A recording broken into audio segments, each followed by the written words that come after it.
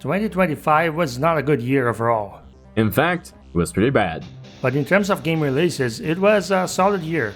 As always, I didn't play enough games that year to make a top 5, let alone a top 10 games from 2025. Yeah, I know, we're very late and everyone else already shared their top 10 months ago, but hey, better late than never. So just like the 2023 list and the 2024 list, these will be, actually, let's do things slightly different. This is going to be a collab with Soha, the other half of Game Over Hell. I'll give you my top 5 games I played in 2025 and he will give his top 5. We're just going to rank these games based on whatever criteria you feel like, and you don't get to disagree because these are our top 5 lists. I will fight you over in the comments though. So let's get to it.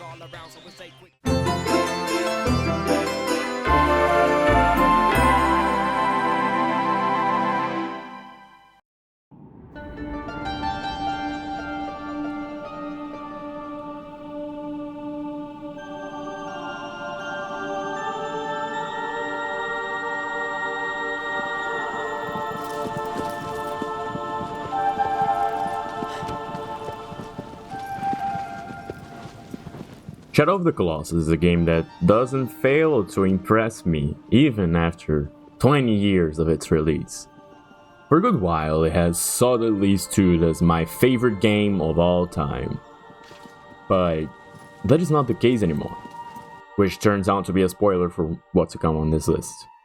It still is an amazing experience regardless though, I think, that as time moves on and I experience other things or perhaps have different lenses, my opinion shifts and Shadow of the Colossus loses some of its status. It still stands as one of the main driving forces behind me appreciating gaming as a medium over it just being dumb fun.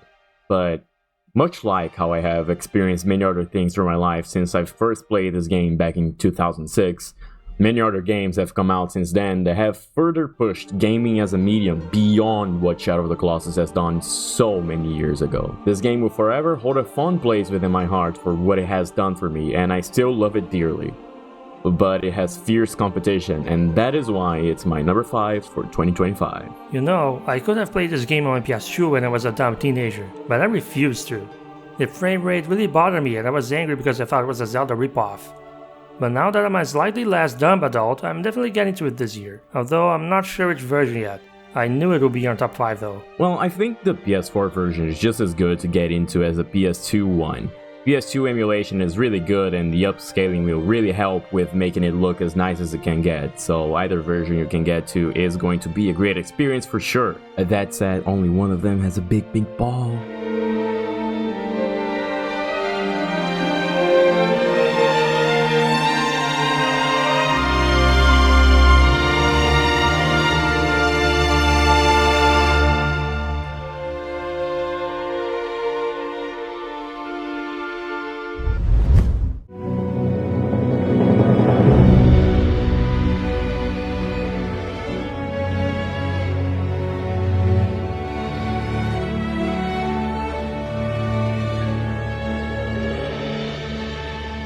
That's right, this is only on number 5. Or if you're in that side of the community, you are pissed this is even a top 5.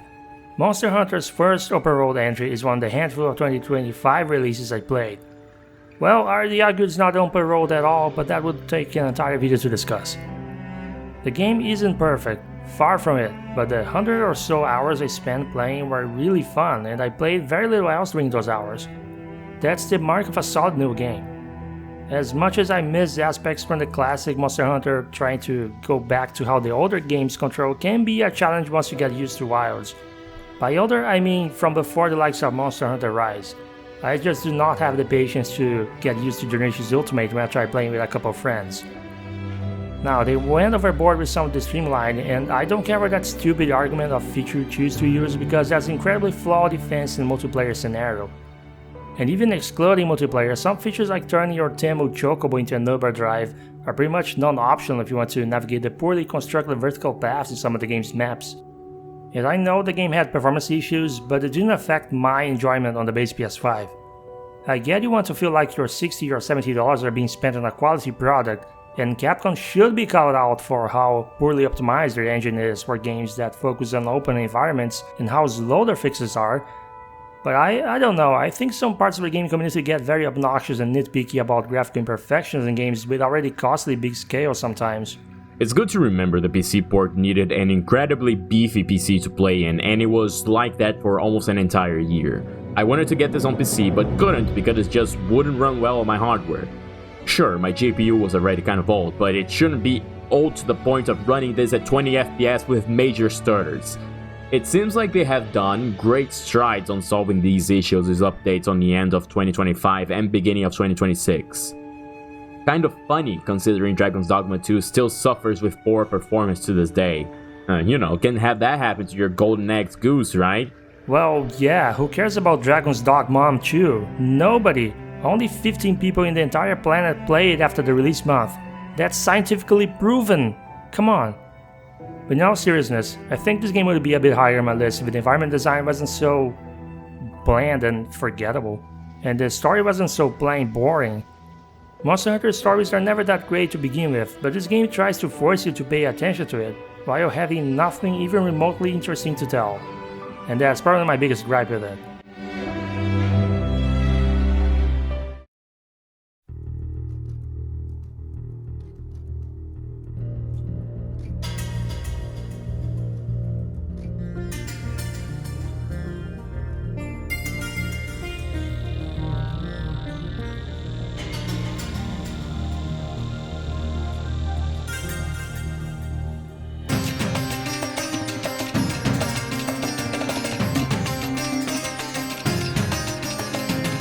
Never in a million years I would have thought that Xenoblade Chronicles X would be coming to Switch. Holy shit, I've been begging for that to happen for years! If you know me, you might be aware that Xenoblade Cross, well actually that's how I say it, is my favorite game of the series. It's not the best, it's my favorite. That mainly is because of personal experiences and just how freaking cool it is. First, there's the open world that is one of the best of all time and it still stands strong even after all this time. You can go anywhere you want without any limitations apart from, well, flying, and then you get your skills with some flight modules and then you can literally go anywhere you want. Then there's the music. The soundtrack is made entirely by Hiroyuki Sawano and, well, I've been a fan ever since. I remember back in 2015 how people would say the soundtrack sucks and how they don't gel with some of the tracks, but I love them all. Yes, all of them. Sure, some of them might get a little repetitive and there were serious sound design problems related to the soundtrack that still are left unsolved in the definitive edition, but hey, it still is a fantastic soundtrack. And finally, the gameplay. Combat is the best in the entire franchise. I say this without a hint of irony. It is just that fun. You can mix and match builds to your heart's content and see just how far you can push things, not to mention just how hectic things become when you go into overdrive. Now, this last year they released the definitive edition for the Switch, which adds a quick cooldown button, which is a great addition for combat overall, and an extra story that ties some of the loose ends left open since the cliffhanger ending from the original game. I'm not sure if that was the original plan from back then or if this was hastily put together to be able to link this game to the rest of the series, but, well, it works. I don't think it was much of a big deal, that said. A little bit underwhelming, in fact, but I still love this game so much and it's always so fun to play it, which makes it my number 4 for 2025.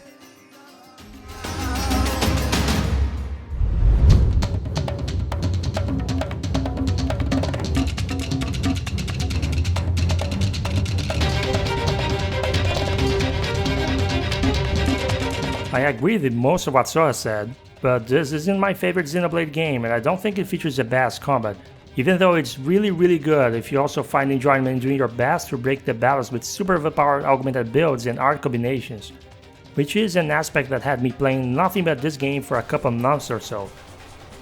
I prefer the open world in Tears of the Kingdom if I'm being honest, specifically the surface since the depths and the sky islands kind of sucked ass, but Mirror is also up there due to how incredibly immersive its scale, ecosystem and sense of danger are. The scale combat could be much better, but just the fact you even get to buy and customize different types of giant flying mechs is awesome by itself. Sawano has a style that's completely different from Mitsuda and the other Xenoblade composers, but that's okay because the music here is freaking amazing if you have any semblance of tasty music. And it fits the direction of Xenoblade Cross very well. Now the story is, well, it's a mixed bag. I love the world building for all the side quests and the main story has some very good moments, but the chapters added to the definitive edition leave a lot to be desired in the writing department. I don't buy that this nonsense with the new character and antagonists were planned at all back when the Wii U version came out. Anyway, this is also my number 4, and I love this game for the very distinct flavor of gameplay, unique setting, world building, and relatively mature tone, not for the main story.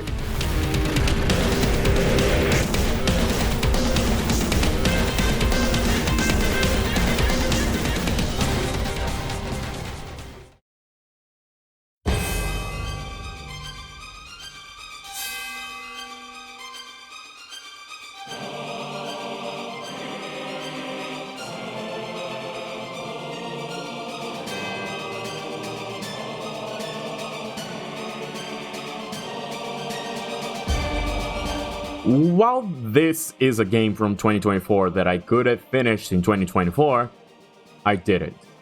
I didn't because of major skill issue. I dropped the game for nearly a year until I picked it back up and cleared the stage giving me trouble without many issues. I don't know, man. It's weird. Anyway, Unicorn Overlord is a fantastic game that had me hooked twice, making me dump many hours into it day in and day out until I finally cleared it, and I still feel like going back to it for things like challenge runs and whatnot. It's games like this one that make me low-key mad on the developers having no plans on releasing additional content for them, while there are so many other games that aren't nearly as good that have droves of DLC released for you to keep playing them and paying for the things that they put in. God damn it. Listen, Vanillaware, I know the director for this game is not in the company anymore, but I just want to tell you that I would easily pay for more content for it. Call me a junkie because this is like blue meth for me. Well, maybe this is because I grew up in the 90s, but I'm usually relieved when a game gets no DLC. It makes me feel more confident the developers sold me the best possible version they could create of the game. Yeah, that's fair. It's just that I like this game so much that I would love to have more of it. Granted, I still need to tackle some of the endgame challenges, but they're just really difficult battles that require more on theory crafting builds to be able to beat them than anything else, so it's not as interesting. Some people might come from 13 Sentinels Aegis Rim thinking this will be an experience just as good, and it is, but not in a way that I would say for the same it is for 13 Sentinels. You know, 13 Sentinels is an amazing story, while this is an amazing game. If you're a fan of strategy RPGs like Fire Emblem or Final Fantasy Tactics, which, by the way, the director of that has made a recommendation for people to play this, then you'll absolutely love this game. I don't need to say anything else because you can already see what is on screen and it's a Vanillaware game, so if you already know who they are, then you know what to expect in terms of presentation. And you know there will be a lot of bouncy idle animations and extremely appetizing food eating sequences. It's constantly on sale, and a game like this deserves being bought and played.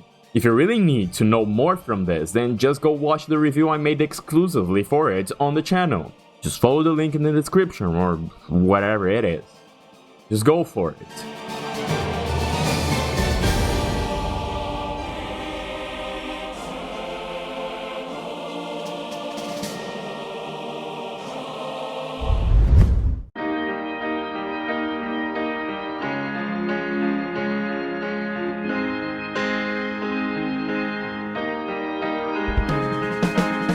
I covered this game in its own review.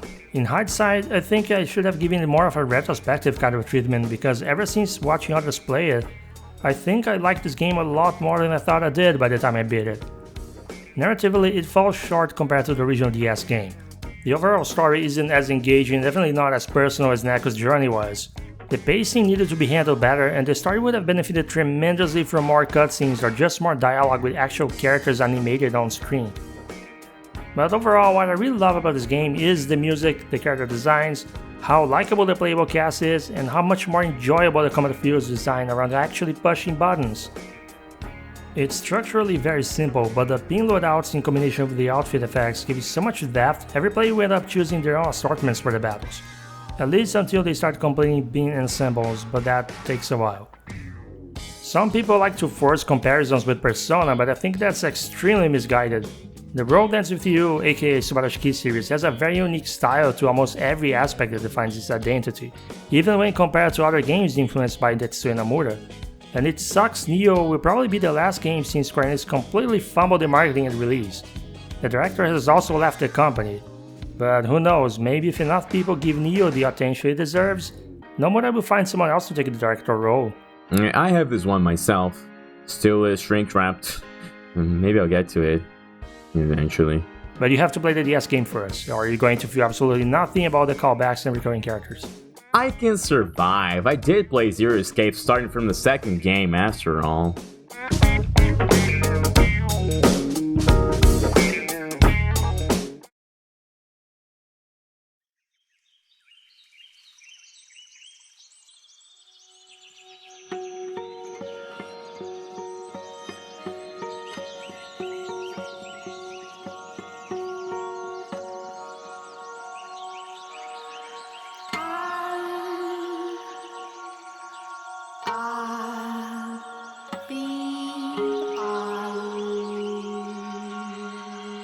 This is less of a game. It's actually not a game at all. Well, yeah, I guess my number 2 is reserved to what is essentially a book with pictures and a soundtrack.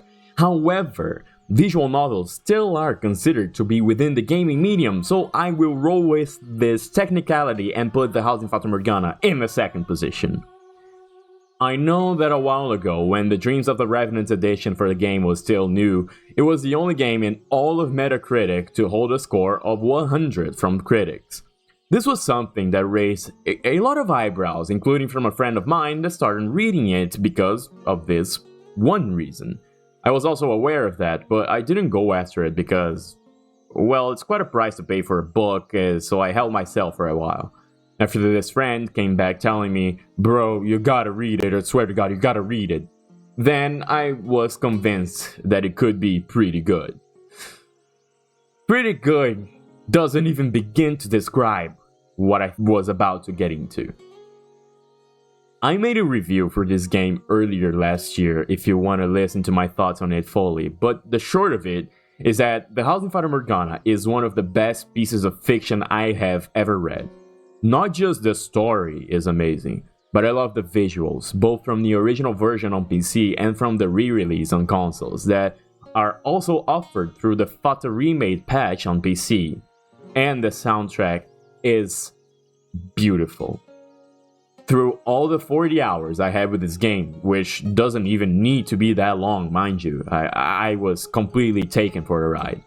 Many ups and downs, many twists and turns, and I would often wonder what would happen next and just be swept off my feet. Believe it or not, but The House in Fata Morgana is a romance story, you know, as much as Romeo and Juliet is, completely marred in tragedy, and a lot more can be taken from it over just what happens with the main characters. I believe that traction for this game has been picking up a lot lately, with how the writer acknowledges the amount of units sold through Steam in these last few sales. So please, do yourself an immense favor and read this novel. If it's not your cup of tea, then that's fine. But you should at least try it out. It might also become one of your favorites.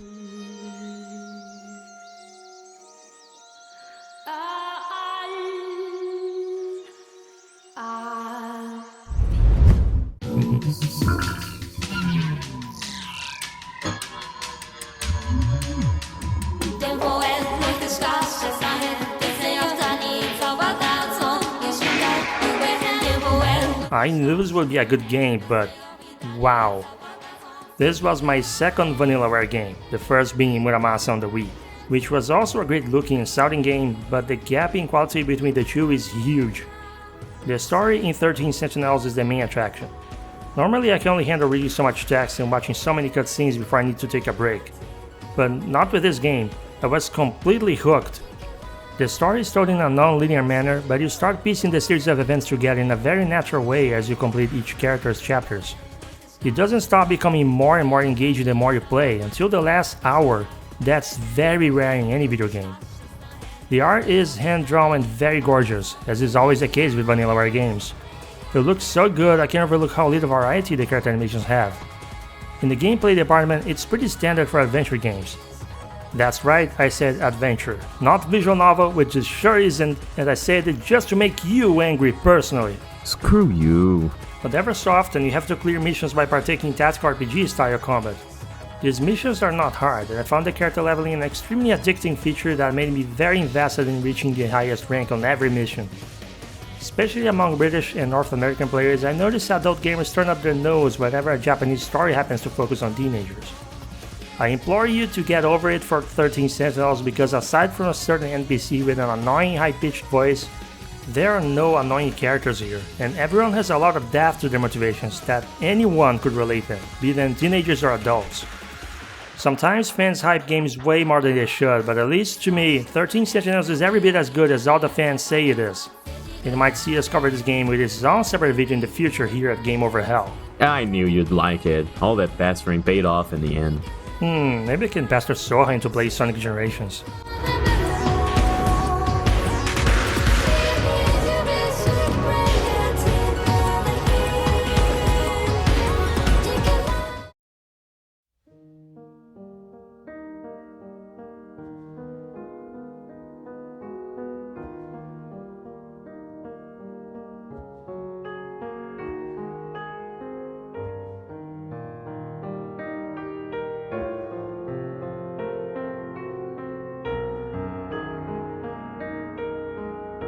I'm not sure if this was my second or third time playing this game. Maybe it was the third.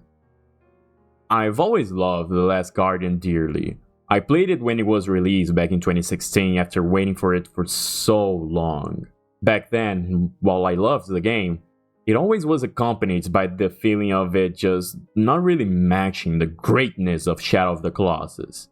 I'm sure that was a similar sentiment for many people. And I'm sure it still is. But I always knew that there was something very special about it, and have always caught myself thinking about it from time to time. While I don't remember when was the last time I played this before last year, I don't think I have had such a raw feeling towards this game as I did this time around. Of course, the special part about this game is Trico, how he behaves, and quite literally everything around him, and the bond him and the boy build with each other. But it's not just the bond between them in the story's sense, but also the bond that you build with Trico. Like I said with Shadow of the Colossus, I really think that you start seeing things through a different lens and take into account other experiences in life. I'm not sure if this has anything to do with me having to take special care of my dog that sadly passed away earlier in January at the time, but I certainly felt an overwhelmingly strong attachment to Trico this time around, and there are just so many moments in this game that make me tear up just by remembering them. Though the game does suffer with some bad frame rate drops and sometimes jank controls, I can simply forgive it all because of the fantastic soundtrack that paints every moment in a perfect ambience, knowing exactly how to manipulate my feeling to get with what happens in every scene. And the lifelike behavior from Trico that simply has not been replicated since, and how it blows me away how they managed to do it 10 years ago. And also with how this game managed to tell a story with so little words. The Last Guardian is a special game for me. If I had to summarize, I would say that it's simply magical, and nothing has made me feel so strongly about anything as this game has. Which is why it not only is my #1 game for 2025, but also my favorite game of all time. I go into further details about it in the review I made here in the channel, so be sure to check it out. Don't overlook this one. Despite it being launched in the PlayStation 4 and 5, I really believe that it's a must play if you have access to those consoles. For sure, Sony should make more games like Fumito Ueda's once in a while. I still need to play this one as well, but I'm glad he's working on another one. I'm also glad. Great thing that he's not associated with Sony anymore, because they for sure won't be making a game like this in the foreseeable future. Really makes me feel like they just put Astro Bot begrudgingly.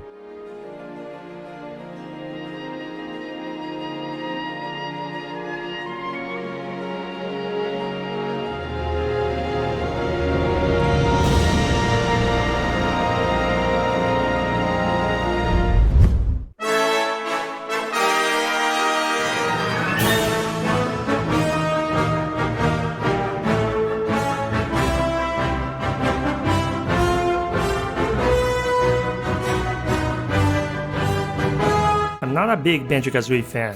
I'm not even crazy over Rare's classic games. I think they're hit or miss actually, with Donkey Kong Country, Banjo-Kazooie, GoldenEye and Killer Instinct being more like the exceptions than the norm in my opinion.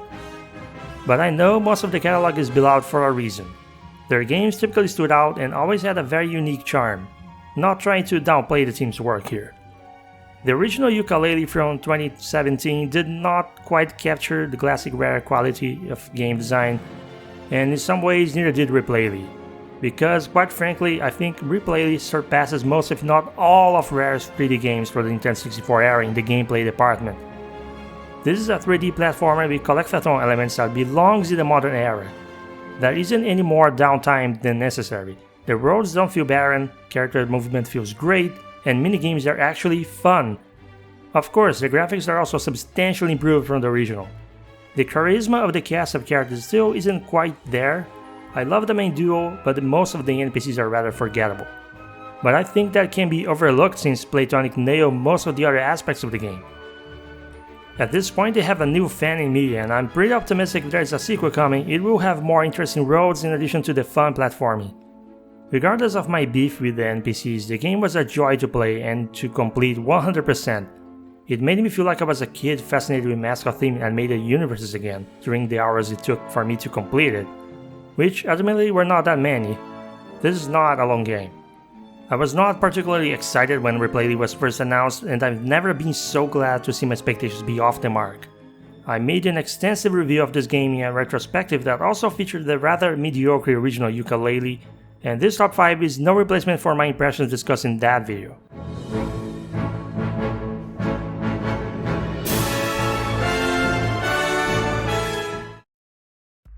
So there you have it. Those were our personal 5 favorite games played back in 2025. Your list is probably completely different from ours, which probably makes it inferior, but we still want to know what your favorite games were. Please share yours in the comments down below this video. Even if your list is only games played in 2025, because Lord forbid being topical.